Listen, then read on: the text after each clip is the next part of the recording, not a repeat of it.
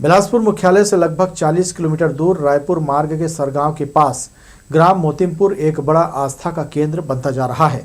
यहां बाबा अनुरागी जी का समाधि स्थल है, जहां हर साल बड़ी संख्या में 7 जनवरी को बाबा की पुण्यतिथि पर लोग आस्था के साथ इकट्ठे होते हैं। लोक कल्याण के लिए जीवन न्यौछावर करने वाले बाबा अनुरागी को चाहने वालों की संख्या बहुत बड़ी है। न सिर्फ हिंदुस्तान बल्कि विदेशों से भी उनके अनुयायी यहां आते हैं, जो हर साल इस मौके पर भंडारे में शामिल होकर अपनी आस्था प्रकट करते हैं। इस बार भी अलग अलग राज्यों के लोग एकत्र हुए और पूजा अर्चना में शामिल होने के बाद विशाल भंडारे में प्रसाद ग्रहण किया।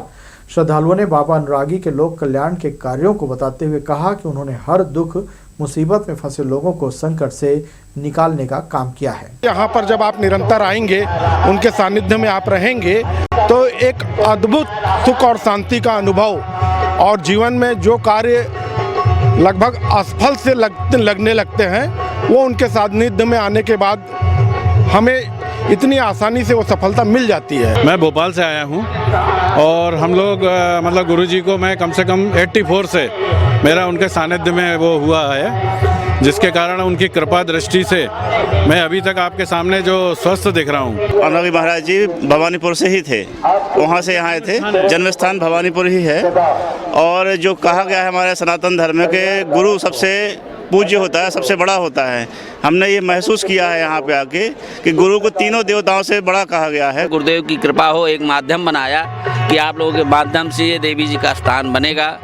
उन्होंने पूरी जिम्मेदारी दे दी।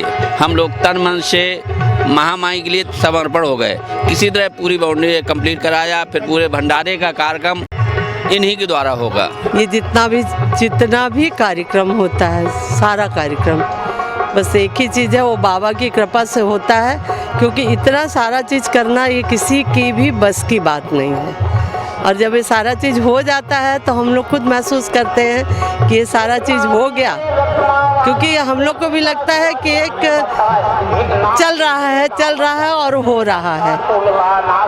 तो ये सारी उन्हीं की कृपा है।